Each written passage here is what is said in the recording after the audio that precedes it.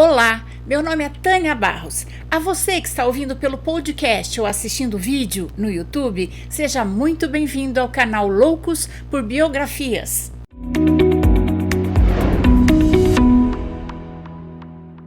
E se você é novo por aqui, convido você a se inscrever no canal. Mas antes de começarmos, eu gostaria muito de agradecer a todos que estão me apoiando financeiramente no Catarse e se tornando membros do canal.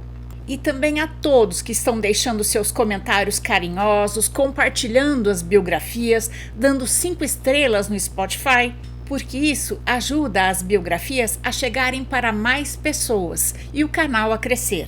Agora vamos lá, senta aqui, lá vem história. Esse ano vamos votar novamente para presidente. E aí me deu uma curiosidade. Quem foram os nossos presidentes? Quantos foram? Vocês sabem? Para votarmos bem, precisamos conhecer a nossa história, o que deu certo, o que deu errado. Então vamos conhecer quem foram os nossos 38 presidentes da República, desde a proclamação da República em 1889 até 2022. Alguns desses presidentes que vamos falar hoje, eu já fiz a biografia aqui no canal, mas se vocês quiserem que eu faça mais completa a biografia de qualquer outro, deixem nos comentários. Lembrando também que eu não coloquei a minha visão pessoal em nenhuma dessas biografias. As fontes que eu usei, como sempre, estarão na descrição da biografia. O território brasileiro se transformou numa república presidencialista em 1889, quando, através de um golpe político-militar, o Brasil deixou de ser uma monarquia, transformando-se em uma república. O presidente é o cargo mais alto que uma pessoa pode alcançar dentro do sistema político brasileiro, sendo responsável por governar o país e pelo bem-estar da população. O atual sistema político brasileiro define que o presidente tem um mandato de 4 anos, podendo ser reeleito por mais 4. Nosso primeiro presidente era militar, foi o Marechal Deodoro da Fonseca. Ele não foi escolhido democraticamente pelo povo. Foi escolhido pela participação no golpe político-militar que derrubou a monarquia de Dom Pedro II. Boa parte do seu mandato, Deodoro não foi presidente, mas chefe do governo provisório. Só em 1891, quase no final do mandato, é que ele foi eleito presidente da República. Durante seu governo, uma série de mudanças aconteceu no país como consequência da mudança do regime político. A Constituição de 1891 foi promulgada, a primeira da nossa história republicana. Seu governo foi marcado por iniciativas autoritárias de Deodoro. Deodoro mandou fechar o Congresso em 1891, pretendendo se tornar um ditador, mas o golpe não deu certo. Ele teve que renunciar após a revolta da Armada, que ameaçou bombardear o Rio de Janeiro caso ele não renunciasse. O Marechal Deodoro da Fonseca renunciou ao cargo de presidente da República em 23 de novembro de 1891. A presidência passou para o vice, o Marechal Floriano Peixoto, outro militar. Por isso, essa época ficou conhecido como a República da Espada, que durou 5 anos, de 1889 a 1894. Nosso segundo presidente, Floriano Peixoto, não poderia ter assumido a presidência porque a Constituição de 1891 determinava de forma clara a convocação de uma nova eleição, caso a posição de presidente ficasse vaga nos 2 primeiros anos do mandato. Mas um acordo político fez com que Floriano assumisse a função. Floriano era autoritário, mas popular, porque conseguiu reduzir o custo de vida durante o seu mandato. Ele ficou conhecido como o Marechal de Ferro, por ter reprimido violentamente 2 revoltas que aconteceram durante o seu governo: a Revolta da Armada e a Revolução Federalista. Floriano venceu batalhas, impôs censura à imprensa, mandou prender e matar adversários políticos e, com uma guerra civil em andamento, praticamente não houve campanha eleitoral, porque a imprensa de todo o país estava censurada.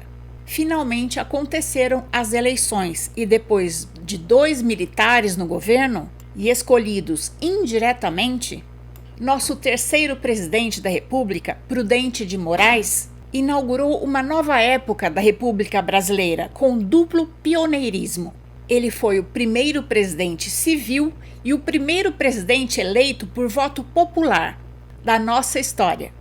Com ele se inicia a República das Oligarquias, que alterna no poder mineiros e paulistas, e ficou conhecida como a política do café com leite. Democrata por formação, Prudente era prudente e fez algo raro: dirigiu o país pensando no povo e ficou conhecido como pacificador da República. Mas seu governo foi conturbado. Além de 2 conflitos armados, a Revolução Federalista, que ainda não tinha acabado, e a Guerra de Canudos, o presidente sofreu uma doença que o tirou do poder por alguns meses, uma tentativa de golpe do seu vice e um atentado à vida, do qual ele saiu vivo, mas o seu ministro de guerra faleceu. Prudente de Moraes deixou o governo com o respeito do povo brasileiro. Saiu aplaudido do Palácio do Catete em frente a uma multidão e foi para Piracicaba advogar e ser um cidadão comum.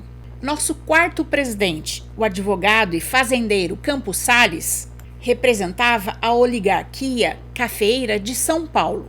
Salles assumiu o poder em 1898, em meio a uma enorme crise econômica, dívida externa e redução do preço do café para exportação. O foco principal de Campos Salles era a estabilidade, e ele negociou com os bancos ingleses para mudar o pagamento da dívida externa, que já era grande. Só que para tirar o Brasil da crise econômica, Salles aumentou os impostos e cancelou obras públicas. Isso afetou fortemente os setores mais pobres do país.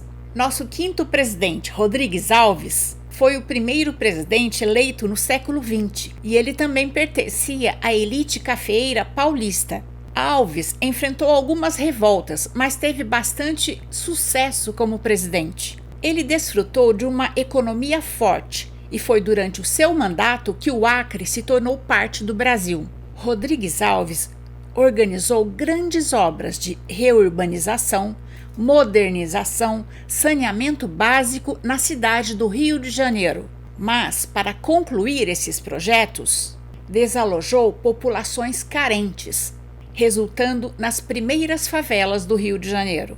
Foi ele também que autorizou a campanha obrigatória de vacinação contra a varíola. Os abusos cometidos contra a população na reforma urbanística e na campanha de vacinação resultaram na revolta da vacina em 1904. Nosso sexto presidente, Afonso Pena, foi o primeiro representante da oligarquia mineira. Afonso continuou a estratégia de Rodrigues Alves de investir em saneamento básico e urbanização. Seu governo incentivou a construção de ferrovias, que facilitaram o transporte dentro do país, mas também aumentaram a dívida externa. Pena incentivou a vinda de imigrantes, porque após a abolição da escravatura em 1888, o país precisava de mão de obra. Seu mandato foi mais curto, porque ele acabou falecendo em 1909, em consequência de uma pneumonia. Após a morte de Afonso Pena, o vice, Nilo Peçanha, assumiu a presidência, se tornando o nosso sétimo presidente e o primeiro presidente afrodescendente do Brasil. Nilo permaneceu no cargo por apenas 1 ano e meio. Apesar do pouco tempo no poder, conseguiu realizar feitos que se destacaram, como a criação, em 1910, do Serviço de Proteção ao Índio, que mais tarde deu origem à FUNAI.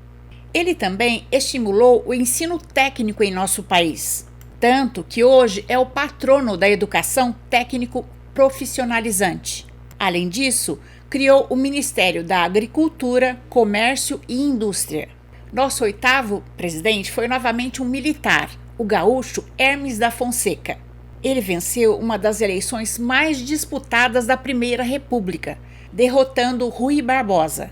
Hermes da Fonseca era sobrinho do nosso primeiro presidente, o Marechal Deodoro da Fonseca. Durante o seu mandato, Hermes buscou enfraquecer a política do café com leite, mas por meio da força, e fracassou. Também havia uma enorme insatisfação dos marinheiros, indignados com o tratamento que eles recebiam nos navios. E logo nos primeiros dias do seu mandato, Hermes da Fonseca se deparou com a Revolta da Chibata, liderada pelo marujo João Cândido, a qual reprimiu duramente. Em 1912, estourou a Guerra do Contestado no sul do país, que também foi sufocada pelos republicanos. Nosso nono presidente foi Venceslau Braz.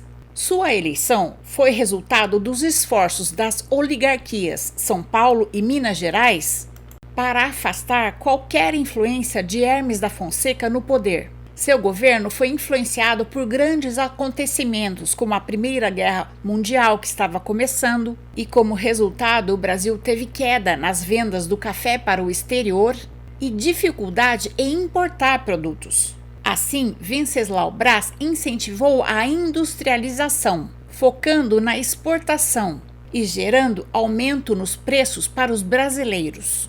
Além disso, durante o seu mandato, houve a Greve Geral de 1917, que mobilizou milhares de trabalhadores em São Paulo, e também a pandemia da gripe espanhola, responsável pela morte de 35 mil pessoas em nosso país. Nosso 10º presidente foi Quasi Rodrigues Alves, reeleito em 1918 para exercer seu segundo mandato, mas ele teve uma parada cardíaca devido a uma anemia perniciosa causada pela falta da vitamina B12 e faleceu sem tomar posse. Seu vice-presidente, Delfim Moreira, assumiu a presidência interinamente após a morte de Rodrigues Alves, se tornando o nosso 10º presidente. Delfim Moreira ficou pouco tempo na presidência, apenas 1 ano e meio, até que uma nova eleição presidencial fosse marcada. Mas ele ainda conseguiu realizar algumas reformas no nosso Código Civil. Enfrentou greves e insatisfação popular que já vinha de governos anteriores, usando frequentemente a força e a violência policial para conter as greves e a mobilização de trabalhadores. Sua saúde também era frágil, assim muitas vezes as suas funções foram delegadas a Afrânio de Melo Franco, ministro de Obras Públicas. Nosso 11º presidente foi Epitácio Pessoa. Ele foi o único presidente que ganhou as eleições quando nem estava no Brasil. Quando as eleições para presidente ocorreram, Epitácio estava na França, participando do Tratado de Versalhes, que terminou a Primeira Guerra Mundial. Sua vitória foi construída com o apoio das oligarquias mineira e paulista para impedir novamente que o liberal Rui Barbosa se tornasse presidente. Os fatos marcantes do seu governo foram construções para tentar combater a seca do Nordeste e a construção de linhas ferroviárias, além da criação da primeira Universidade do Rio de Janeiro e a inauguração da primeira estação de rádio. Foi também durante o seu governo que aconteceu a famosa Semana da Arte Moderna de 1922, o centenário da independência e o início do movimento tenentista. Nosso 12º presidente foi Arthur Bernardes. O mandato de Arthur Bernardes foi um dos mais conturbados da Primeira República, porque ele foi um presidente repressor e autoritário, restringiu a liberdade à imprensa e aumentou os impostos. Em seu mandato, perseguiu críticos ao seu governo e adversários políticos. Quase todo o tempo que esteve no poder, governou o Brasil em estado de sítio. A coluna Prestes lutou contra o seu governo de 1925 a 1926. Foi também durante o seu governo que o Brasil saiu da Liga das Nações, antecessora à ONU. Nosso 13º presidente foi Washington Luiz. O paulista foi o último presidente do Brasil durante a Primeira República. Ele fez algumas contribuições positivas para a sociedade, como a elaboração do Código do Menor em 1926, É também quando instaura a maioridade penal, proibindo o encarceramento de menores junto a adultos, e construiu várias estradas, facilitando a circulação pelo país. Nascido no Rio de Janeiro, Washington Luiz rompeu com a política do café com leite, que alternava na presidência mineiros e paulistas, e indicou para ser seu sucessor o seu conterrâneo Júlio Prestes, no lugar do mineiro Antônio Carlos de Andrada. Minas Gerais, Rio Grande do Sul e Paraíba não aceitaram e se aliaram aos políticos da oposição, criando a Aliança Liberal. Os candidatos dessa agrupação foram para presidente Getúlio Vargas e para vice o paraibano João Pessoa. Mas Júlio Prestes foi quem venceu a eleição. O assassinato do vice João Pessoa e a revolta dos tenentes gerou um conflito armado que deu origem à revolta de 1930, liderada por Getúlio Vargas, derrubando o presidente Washington Luiz e impedindo que Júlio Prestes assumisse a presidência. Então, Júlio Prestes foi eleito presidente, deveria ter sido nosso 14º presidente, mas por conta da Revolução de 1930, ele nunca chegou a tomar posse. Após o golpe, quem tomou posse em seu lugar foi o gaúcho Getúlio Vargas. Getúlio Vargas foi o presidente que mais tempo esteve no poder, sustentando-se por quase 15 anos. Vargas assumiu o governo em caráter provisório em 1930, mas graças à sua habilidade política, à sua postura autoritária e o apoio dos militares, dentro de pouco tempo estabeleceu uma ditadura de 8 anos no país, reprimindo duramente a oposição e a imprensa. Vargas mudou a Constituição e criou o Estado Novo, com muitos poderes concentrados em si. Apesar de ser ditador, Getúlio tomou muitas medidas em prol dos cidadãos, como a criação do Ministério da Educação e Cultura e a elaboração de leis trabalhistas, mas também reprimiu os movimentos sindicais e qualquer ideologia progressista de esquerda, aliando-se fortemente às ideias fascistas de Benito Mussolini. Foi derrubado por um ultimato militar em 1945. Nosso 15º presidente foi José Linhares. Ele era presidente do Supremo Tribunal Federal. Em consequência da deposição de Getúlio Vargas, ele se tornou presidente interino por 3 meses, até que um novo presidente pudesse ser eleito. Mesmo permanecendo apenas por 3 meses e 5 dias na presidência, Linhares ficou conhecido por colocar muitas pessoas da família no governo. Seu único feito marcante foi a convocação de novas eleições e a criação do Fundo Rodoviário Nacional, que garantiu a construção das estradas. Nosso 16º presidente foi Eurico Gaspar Dutra, o primeiro presidente eleito em muito tempo, porque, como vocês viram, os vices que foram tomando os lugares dos presidentes. Mas Dutra venceu porque tinha o apoio de Getúlio Vargas. Assim como na época de Getúlio Vargas, o governo de Dutra também foi marcado por perseguição ao comunismo. Durante o seu mandato, foi criada uma nova Constituição, a de 1946, na qual a pena de morte foi proibida. E ainda, o Brasil alinhou-se aos Estados Unidos no contexto da Guerra Fria. E aconteceu a primeira Copa do Mundo, a de 1950, durante o seu governo. Nosso 17º presidente foi novamente Getúlio Vargas. Apesar de ter sido ditador, Getúlio era popular, era conhecido como o pai dos pobres e conseguiu ser eleito democraticamente para o seu 2º mandato. Seu projeto foi voltado para o nacionalismo, com a construção da Eletrobras e da Petrobras. Este foi um dos governos mais atribulados da nossa história. Getúlio enfrentou uma forte crise econômica, tensão na sociedade e pressão para que renunciasse. O reinado de Vargas terminou abruptamente, quando ele se suicidou, em 24 de agosto de 54. Após a morte de Getúlio Vargas, o vice, Café Filho, assumiu a presidência, em um governo provisório, até que fossem realizadas novas eleições, se tornando assim o nosso 18º presidente. Café Filho prometeu continuar os compromissos assumidos por Getúlio Vargas, mas quase não conseguiu governar. Foi um momento de grande inflação e crise, contida com a redução de gastos públicos. Café Filho atuou discretamente em apoio ao golpe articulado pela UDN